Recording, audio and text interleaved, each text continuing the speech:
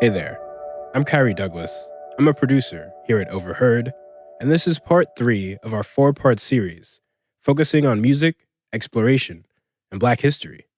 It's called The Soul of Music.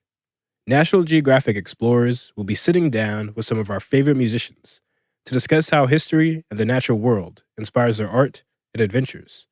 Today's guests are explorer Justin Dunnavant and musician Chief Xian aTunde Adjuah, formerly known as Christian Scott. Chief Xian is a multi-instrumentalist and producer, known primarily for his phenomenal trumpet and horn playing. He's a 2-time Edison Award winner, and he has 5 Grammy nominations. Born and raised in New Orleans, he's the nephew of jazz innovator and legendary saxman Donald Harrison Jr. In 2019, Xian released an album called Ancestral Recall, a concept that he describes almost like a form of cultural epigenetics, a sort of tapping into the experiences of one's ancestors in the present.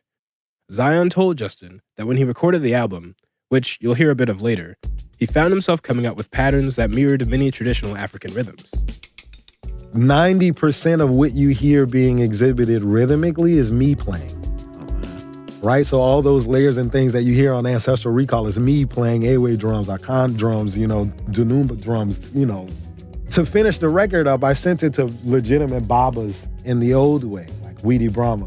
And when I sent it around to these guys to have them add layers of djembe or, sangbang, kinkani, these kinds of instruments to it, they were all calling me back like, where, how? How, Weedy specifically, he was like, this rhythm that you're playing is kasasoro. This rhythm is sunu, or gui. These are the exact rhythms that you're playing. Now, I come from the initiated space in America, but I don't have the same experience of being in the initiated spaces, the backside spaces. Right. In Nigeria or Ghana or Benin or Senegal or Gambia. Right. You feel me? I had no idea that I was creating a frame that not only housed and had the rhythms, but also the questions and answers and the dialectic components of the rhythms as well. That's right. So it was literally ancestral recall. Somewhere in my bloodline, the experience exists. The notion of ancestral recall has particular resonance for National Geographic explorer and archaeologist Justin Dunnavant. He has a special interest in marine archaeology, diving down beneath the ocean to excavate what remains of the past. Justin was a contributor to Nat Geo's Into the Depths podcast, which followed explorer Tara Roberts and other Black scuba divers across the world as they searched for buried shipwrecks from the transatlantic slave trade. What would you call yourself? What would I call myself? Yeah. Oh, shoot. What I'm telling myself right now, like when I wake up in the morning and I ask myself, who am I? I'm recovering ancestral memory. That's what I tell myself. Yeah. And I'm still exploring what that means and what it entails. Amazing. Yeah. But that's like, yeah. Wow, that's perfect. Yeah. Wow. This is Overheard, a show where we eavesdrop on the wild conversations we have here at Nat Geo and follow them to the edges of our big, weird, beautiful world. After the break, Chief Xian and Justin discuss Xian's childhood in New Orleans, how he created a new instrument, and what he calls stretch music. But first, fuel your curiosity with a free 1-month trial subscription to Nat Geo Digital. You'll have unlimited access on any device, anywhere, ad-free with our app that lets you download stories to read offline. Explore every page ever published with a century of digital archives at your fingertips. Check it all out for free at natgeo.com/exploremore.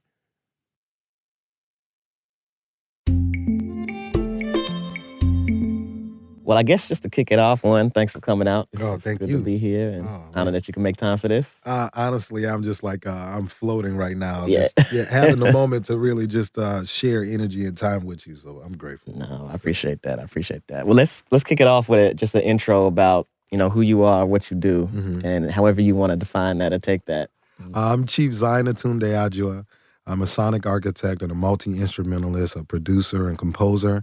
I also own and operate an app company and record label called Stretch Music, and am the crown chieftain and Oba of the Shotokan Nation of Maroons or Black Indians of Louisiana and New Orleans. Ooh, that's a powerful title. We were talking about Nigeria earlier too, you know. Yeah. Obas, you know, it's a carryover from those lineages and history. So sometimes we refer to chieftain as Oba as well. Okay. Mm-hmm. All right. I'm gonna bounce around a bit. So what does that title mean? How did you get? Could you talk a little bit about that and Sure. what it means more specifically for you to have it in this moment? Absolutely. So I come from West African stylized chiefdom that has survived its experience in what is now New Orleans, Louisiana.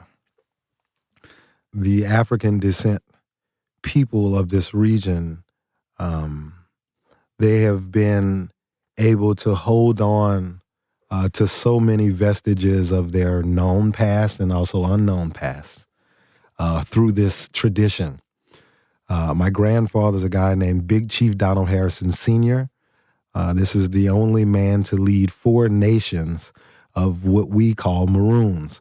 Some people also use the terminology Black Indian or Mardi Gras Indian. Mardi Gras Indian specifically is perceived as a pejorative and belittling term because it essentially labels a group of people and these nations with a cultural exhibition they were not allowed to take part in because now it's something that the city and municipality can monetize as a great cultural component of New Orleans. So we label them Mardi Gras. But these specific nations have their roots in West Africa. As we learn about this tradition, there are many different pillars and roots to it. There's a route that deals with the arrival of West Africans into the region in the 17 teens, right? Many Senegambian people were brought into the region. So when the French decided they were going to build New Orleans, they didn't just grab any Africans. They went and grabbed Africans that were from areas that were alike. To where, right, you understand what I'm saying? So they're going to grab Africans that come from the Volta region and these sort of spaces because we know that they're going to be able to cultivate these things because it's their lifestyle already, right? But also because of that, many of these folks were able to self-liberate and to go into the marshlands and swamps and rebuild because this looks like my neighborhood. Right. Right? So for lack of a better way of putting it. So this is one of the roots of this culture. Another known root is obviously after emancipation, the experiences and the relationships between blacks and natives obviously having interacted with each other for centuries at this point. The blacks in New Orleans wanted to also pay homage to them, and this is part of the reason that the ceremonial regalia resembles the Plains natives. Some people deal with that in other ways. Conjecture about some of them seeing the Wild West shows and their ceremonial regalia maybe being a bit more dynamic than some of the ceremonial regalia you'll see with tribes from Southeast Louisiana. So in other words, what you may look at as a traditional Western depiction of a native's dress, with the war bonnet and these things, a bustle, those sort of things, those are not as common among the indigenous in Louisiana, right? So part of the distinction in dress comes from also seeing some of those images. But again, it is a culture that is a secret culture. You have roles, obviously. You have your chieftain and his queen. Your youngers, the next generation, little chieftain, this sort of thing. These are the English versions of the lieutenants' titles. You also have an equivalent to a medicine man or your sort of shamanic energy. There's a person called a wild man who's in English. This is the tribe's enforcer. You have a flag boy. This is the man that carries the gang standard. He's generally the diplomat, so he can speak multiple dialects. And yes, in Louisiana, we have multiple ways of expressing.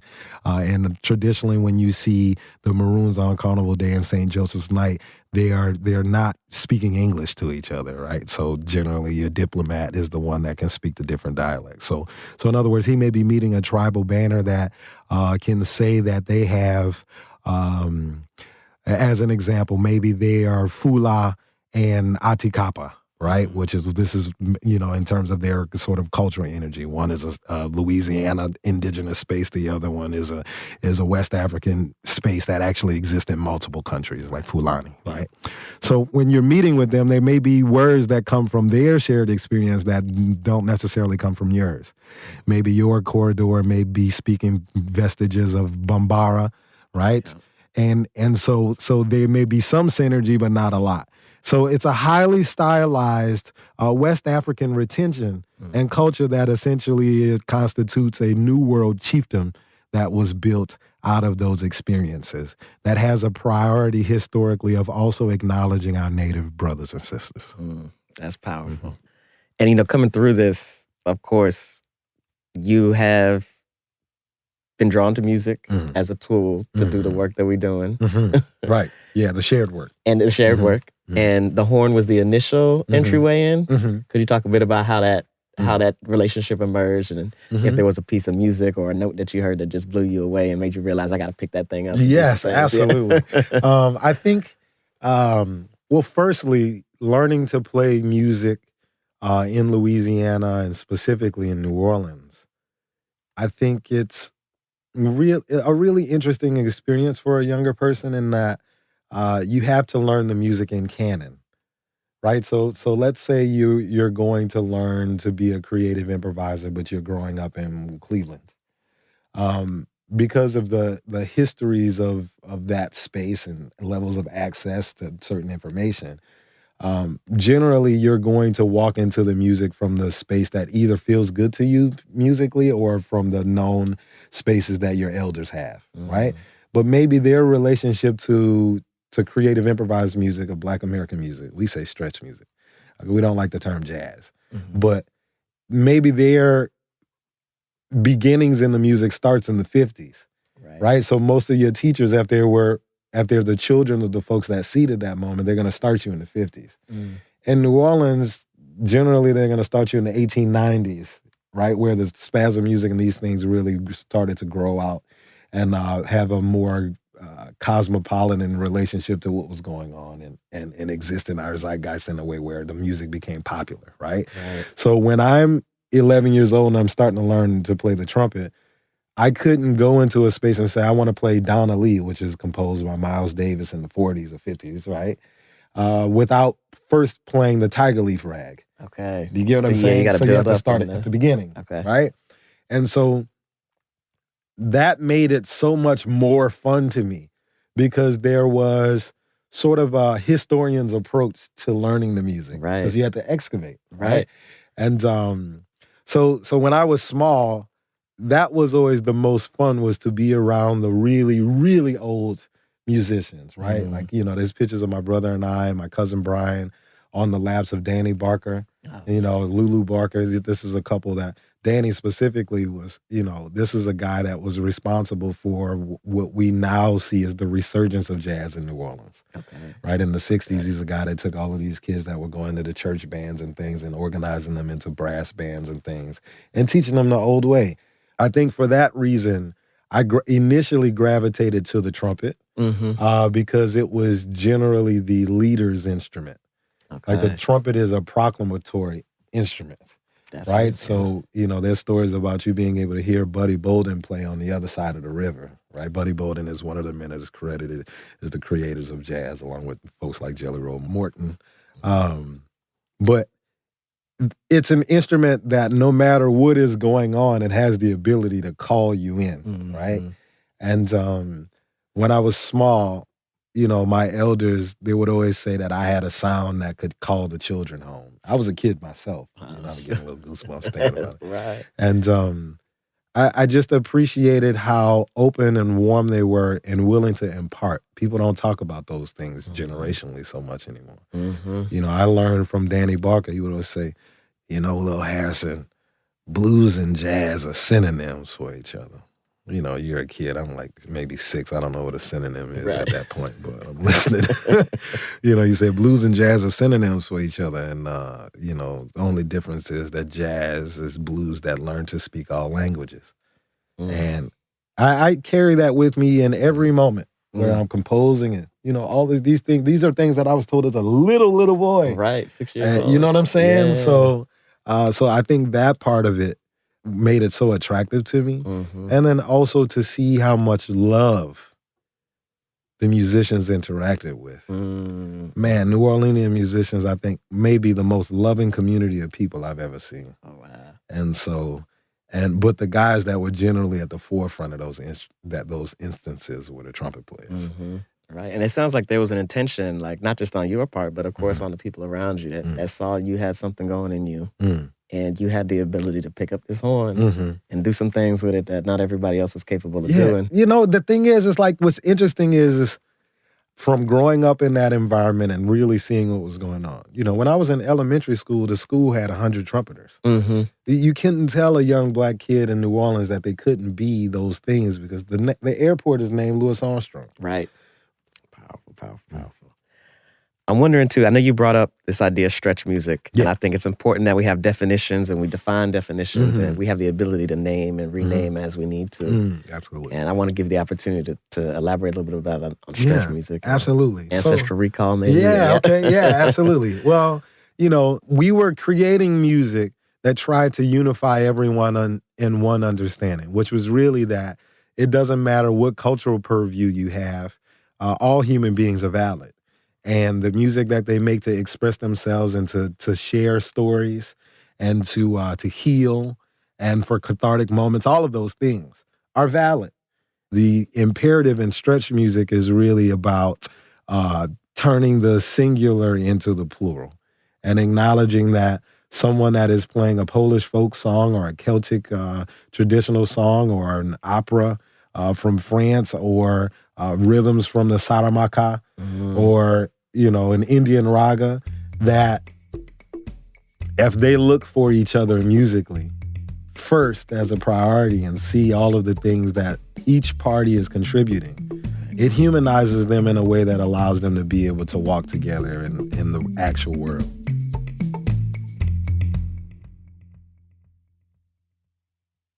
I want to get into some of these tracks. Okay. All right, so my favorite track, we're going to start off with that one. Cool. Diaspora. I already hear it. Yep. I was humming this on the way over. So good. I love this one.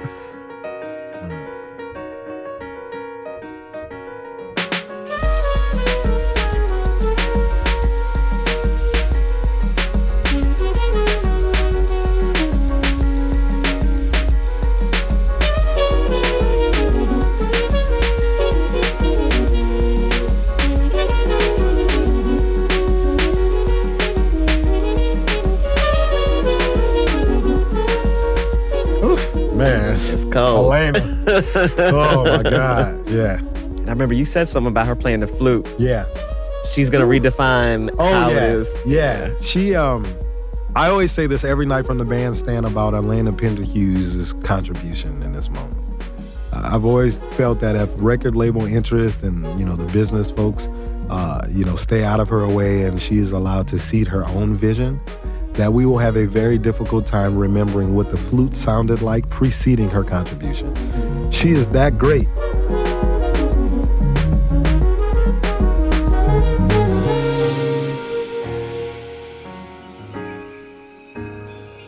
The song is about many things. Most people conjecture that it's about the transatlantic diaspora specifically, and it is, but it has a wider definition of diaspora.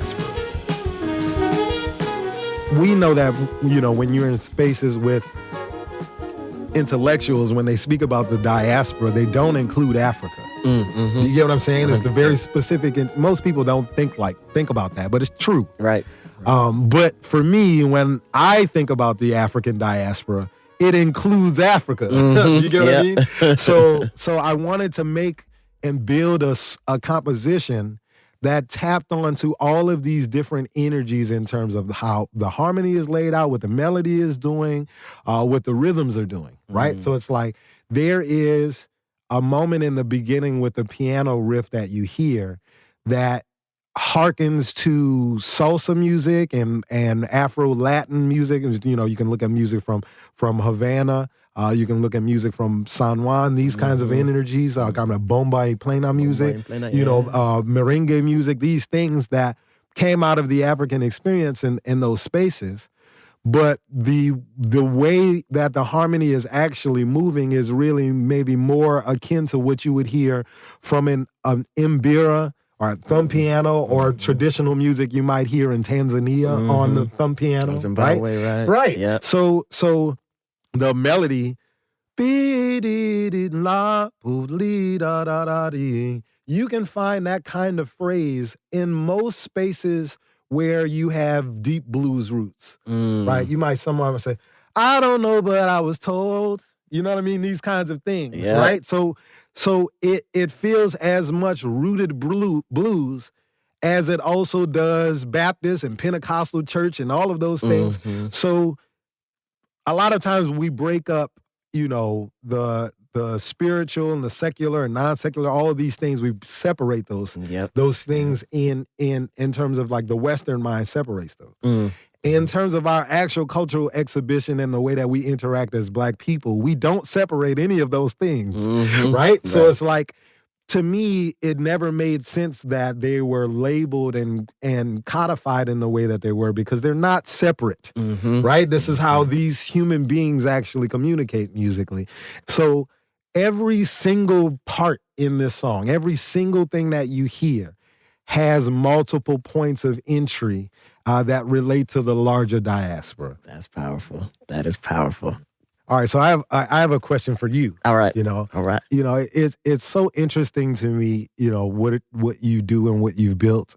I think particularly having the moment where there's a focus on the maritime, and what happened in so many of these actual exchanges is the way I'll put it. Right.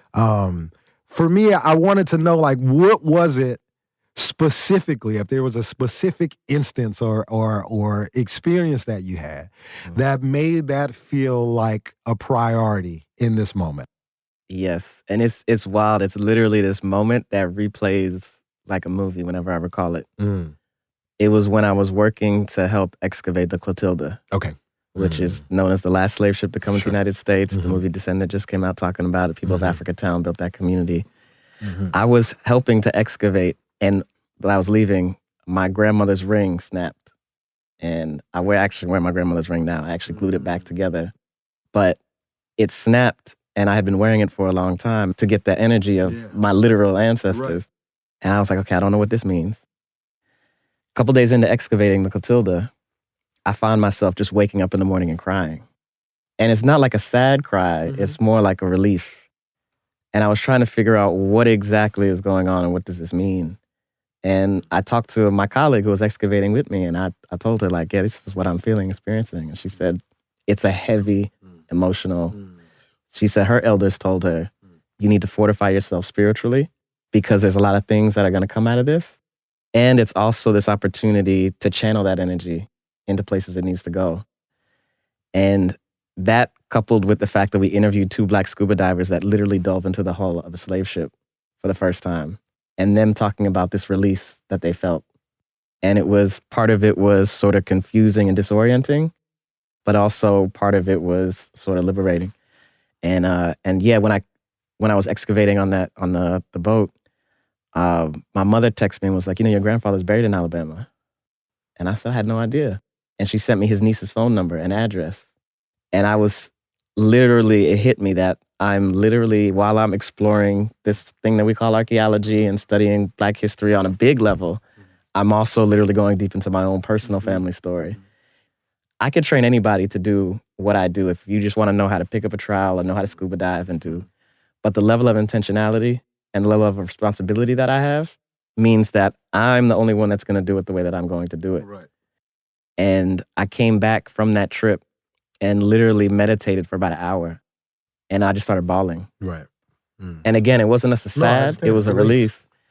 And I realized I gained my grandfather as an ancestor. Because for so long I had been paying attention to my grandmother and I had been paying attention to my grandfather. Right. And I was in the physical, exactly. And then that's when it hit me. Like, I tell people all the time, as recovering this memory, we've forgotten more things than we remember. Absolutely, yeah. And my job, what I see my role as, is us trying to explore and recover as many of those as possible and putting them to work in a productive manner for the moment in time that we need it now. And that's sort of the moment that happened, yeah. Man, talk about heavy. I know we got a couple of questions that came in from Instagram. Yeah. They were like, why do you sound like a newscaster? I'm always like, hi, this is Chief. Yeah, come on. Sorry. No, it's good. All right. What is your favorite instrument? Don't have one. Okay. I like, I can't wait to have a house party so you can come to my crib and see all of these drums and instruments. You know, it's like, there's a musical instrument museum in Phoenix, outside of Phoenix, and they have stuff from all over the world. And I would say that my collection of instruments through the diaspora rivals their collection. Okay. I have stuff from everywhere, man. And so it's hard to say one instrument. But if I had to reduce it to one, I would say my favorite to play. One, yep.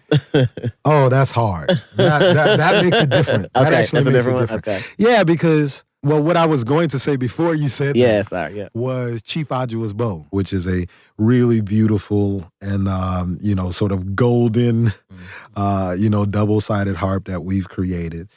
So a couple of years ago, I embarked on this journey to try and create a 21st century corollary to the types of rooted string instruments, specifically double-sided harps from West Africa that actually are the harmonic roots to what we now refer to as blues in the Delta, in places like New Orleans, Mississippi, Alabama, Texas, Arkansas, these areas. For me, that was a really important thing to do because I could hear, specifically in rock and roll, specifically in a lot of modern blues and also creative improvised music, stretch music, we like to say for jazz, that the fundamental pillar harmonically, being the blues is the root, that people were, you just heard less of it.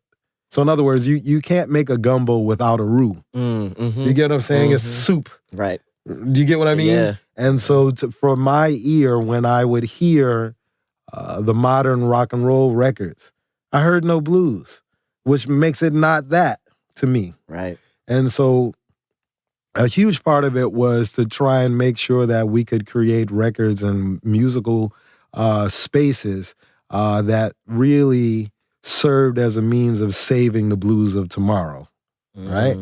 And so I wanted to embark on that kind of musical journey, but in order to do that, I had to excavate first, right? And the things that I found, it's actually astonishing to me that even in this moment in time when we define forms like jazz, a lot of times those definitions are limited. People will say that it's West African rhythms or African rhythms mixed with European harmony, which is to say that a continent as large as Africa has no harmonic traditions. Right? Let's learn to read between lines here. Right. This is false. Those people, when they were captured and brought over here, they brought a lot of elements of their culture to it. And obviously, the harmony and the melodic components of their music also survived those experiences, right? So what I wanted to do was to create an instrument that was tethered to West Africa in a way that had ancestral memory built into the actual methodology and how it's actually shaped. Specifically for young Black children in New Orleans to be able to learn to play music on musical instruments that actually had their fathers' and mothers' memories and hands in them. All right. I'm going to give you choice of the last song. Okay. There's West of the West. Okay. And there is Ritual, Rise of Chief Adjuah. Yeah, definitely Ritual. All right. Yeah. Hands down. I figured, yeah.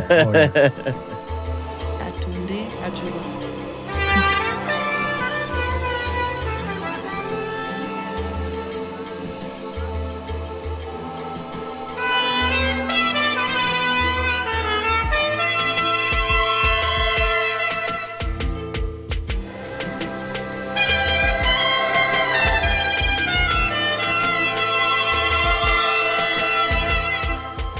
Man, this song has so many layers in it.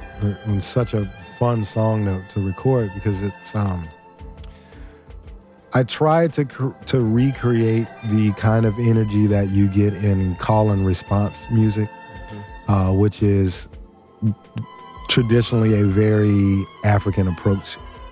You can go anywhere throughout the larger diaspora and hear that back and forth.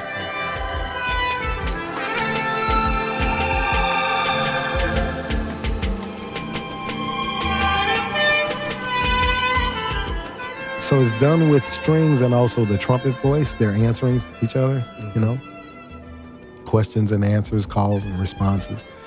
But what I really loved about building this one was you can hear the trumpet sound is a really unique kind of layered sound. It has kind of a bite to it. There's an octaver on it. And I built this sound specifically to feel like it was multiple generations or ancestors speaking to the horn. Right? So it's like maybe you have a baritone, maybe that's your grandfather or great-grandfather, and then you have a soprano, that might be your mother or grandmother or aunt or whatever it is. All of it is built into the one sound. So even though I'm speaking, it's all those energies speaking through that sound. I wanted it to feel that way and to have those layers because in legitimate moments of rite in these spaces, when we talk about ritual, it's always the best moments when they're multi-generational moments. When I think about those memories, all of them are rooted in the elders imparting to the youngers or guiding the youngers.